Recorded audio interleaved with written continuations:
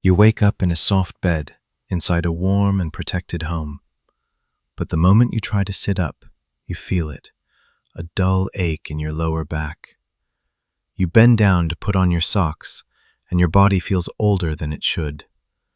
Then you sit in a car, sit at a desk, sit during lunch, sit on the drive home, and finally, sit on the sofa. You own an ergonomic chair, a comfortable mattress, and technology designed to make life easier. So why does your back still hurt? Ancient humans had no office chairs, no soft beds, and no physical therapists. Yet their daily lives may reveal something modern comfort has quietly taken away from us. What did they do differently? And could their greatest secret be something as simple as movement? Modern humans live in one of the safest and most comfortable periods in history. Our floors are flat, our chairs support our backs, our vehicles carry us across distances our ancestors once had to walk. Nearly every difficult physical task has been replaced by a machine, a button, or a screen. Yet many people feel stiff, weak, and uncomfortable before they even reach middle age. Ancient humans faced hunger, dangerous animals, harsh weather, and serious injuries. Their lives were certainly not healthier in every way, but their bodies experienced something ours rarely receive today: constant physical variation. They walked, climbed, carried, bent, reached, knelt, squatted, rested, and stood again. They did not perform one perfect movement. They performed thousands of different movements throughout the day. The modern chair was designed to make us comfortable, and for a short period, it does exactly that. It supports the body, removes effort from the legs, and allows us to focus on work. But comfort has a hidden cost when it lasts for hours. As time passes, we slide forward. Our head moves closer to the screen, our shoulders round, our hips remain fixed in the same position. The problem is not that every chair is dangerous. The problem is that the chair allows us to remain almost completely unchanged. Ancient humans also sat, but the ground did not hold their bodies in one convenient shape. A rock was uneven, the earth was hard, a fallen log forced the body to balance. After a few minutes, they shifted their weight, moved a leg, knelt, squatted, stood up, or walked somewhere else. They did not have ergonomic furniture. They had constant variation. It is easy to imagine ancient people moving without stopping from sunrise to sunset. But that is not true. They rested. They sat around fires, prepared food, repaired tools, cared for children, and talked with members of their group. The major difference may have been how they rested. One person might squat close to the fire. Another might kneel while shaping a stone tool. Someone else might sit cross-legged on the ground. A few minutes later, they would change position. They might stand to collect wood, reach for food, move closer to the fire, or walk to another part of the camp. Their resting time was still filled with small adjustments.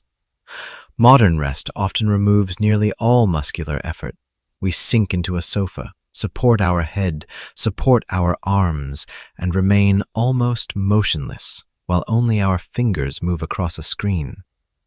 Both ancient and modern humans rest, but the body experiences those two forms of rest very differently. Ancient humans did not schedule a 1-hour workout. There was no leg day, back day, or cardio session. Movement was not separated from life. Movement was life. They walked to find food and water. They bent down to collect plants. They carried wood, stones, tools, children, and animal remains. They climbed slopes and stepped over fallen trees. They crawled beneath branches, balanced on rocks, and sometimes ran for short distances. Most of these actions were not extremely intense, but they were repeated throughout the entire day. A modern person may exercise for an hour and then remain seated for the next 10 hours. An ancient person may not have completed a formal workout, but their body rarely remained in the same position for very long. Their daily activity was scattered from morning until night. They did not visit a place to become active. Their environment gave them reasons to move. Modern exercise often separates the body into individual muscles. A machine may train the legs while holding the torso still. Another machine may move the arms while supporting the back. Ancient movement was different.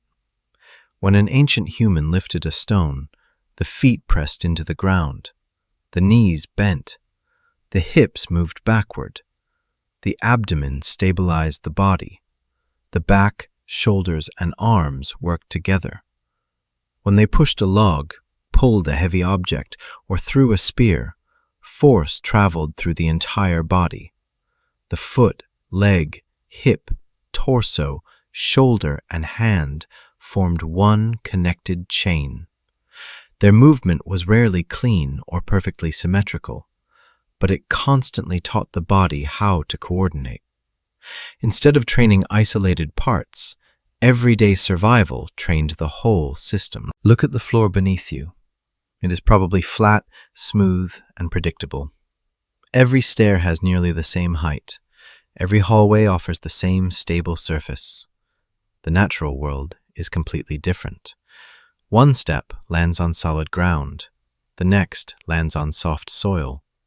A foot tilts on a stone. A knee rises over a root. The body leans while walking down a slope and pushes harder while climbing back up. Sand, mud, rocks, hills, and fallen branches create thousands of tiny movement problems. Each one forces the ankles, knees, hips, and torso to make small corrections. These adjustments are so subtle that we rarely think of them as exercise, but they happen with every step.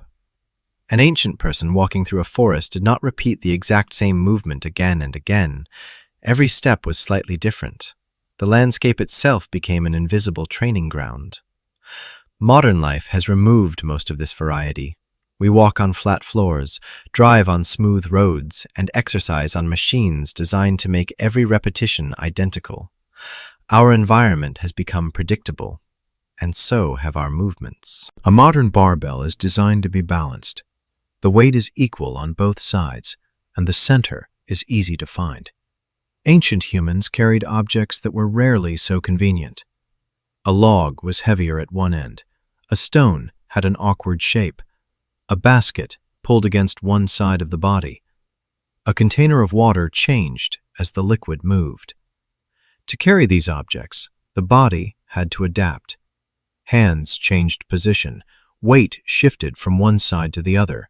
The torso leaned, rotated, and stabilized. When one arm became tired, the object moved to the opposite side. These tasks were not automatically safe, and heavy labor could certainly cause injury. But moderate, varied carrying challenged the body in ways perfectly balanced equipment often does not. Now consider an ordinary modern day. You wake up and look at your phone while still lying in bed. You sit to eat breakfast. You sit in a car or on public transportation. You arrive at work and sit in front of a screen. 1 hour passes, then 2, then 3. Your feet remain in almost the same place. Your knees remain bent at the same angle. Your head slowly moves forward. At lunchtime, you sit again. Then you return to the same desk.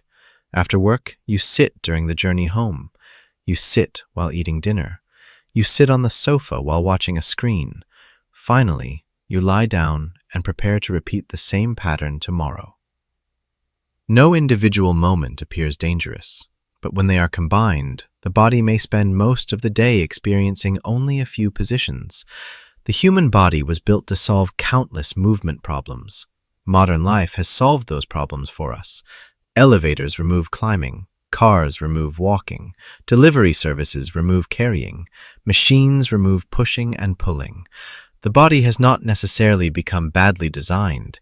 It has simply been given fewer reasons to use its design. This does not mean sitting is always harmful, and it does not mean everyone must squat on the ground all day. Even a perfectly straight posture can become uncomfortable when it is maintained for too long. You can buy a better chair. You can add a cushion. You can adjust the height of your screen. These changes may improve comfort, but no chair can replace movement. The best position may not be one perfect position. It may be the next position. Sit for a while, then shift your feet, lean back, stand up, walk briefly, return and sit differently. Ancient humans were not protected by perfect posture. They were constantly moving between postures. The lesson is not to fear one position. The lesson is to avoid becoming trapped inside it. Every natural environment presented small physical challenges. Where should the foot land? How should the body step over a root? How can a load be carried without dropping it? Should the body bend, squat, climb, or reach? The brain and body solve these questions continuously. Modern environments remove most of them. An elevator replaces the stairs. An escalator replaces walking. A cart replaces carrying. A remote control prevents us from standing. Each invention saves only a small amount of effort, but when hundreds of these conveniences are combined, they can remove an enormous amount of daily movement. We may visit a gym to replace the activity our environment no longer requires, but a single workout cannot always recreate the endless variety that once filled an entire day. Ancient humans still experienced pain. They fell from rocks. They were injured while hunting. They carried loads that were too heavy. They suffered broken bones, worn joints, infections, and age-related decline. Their world was dangerous, and their bodies were not magically protected. So it would be wrong to claim that ancient humans never suffered from back pain. The real lesson is more careful. Their environment demanded a wider variety of movement. They did not spend most of the day supported by furniture and machines. Their muscles, joints, and balance were challenged through normal daily life. They were not invincible. But they lived in a world that rarely allowed the body to remain completely still. You do not need to abandon modern life or live like a hunter-gatherer. Start with something much smaller. Change position more often. Move your feet. Shift your weight. Stand for a few minutes. Then sit again. Do not search for one posture you can hold forever. Give your body several comfortable positions throughout the day. Next, spread walking across your day. A short walk in the morning, another after lunch, and a few minutes in the evening may provide more movement variety than one long walk followed by hours of sitting. Take the stairs when it feels appropriate.